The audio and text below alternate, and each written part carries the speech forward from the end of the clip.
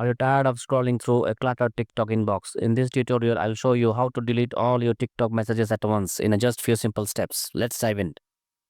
Open TikTok, launch the app and your device and navigate to your profile. Access your inbox. Tap the inbox icon at the bottom of the screen. This will take you to your messaging panel where all your conversations are listed. Find the chat with the person whom you message or whose you message you want to delete. If you want to delete an entire chat, tap on the three dots in the upper right corner of the conversation.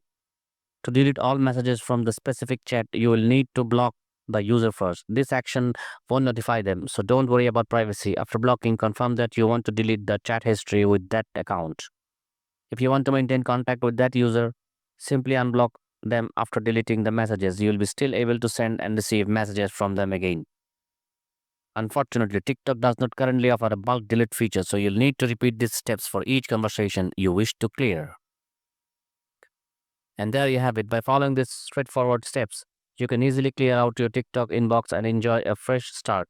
Remember, while it may take a little time if you have many chats, this method is effective for decluttering your messaging experience. If you found this tutorial helpful, don't forget to like and subscribe for more tech tips. Happy TikToking.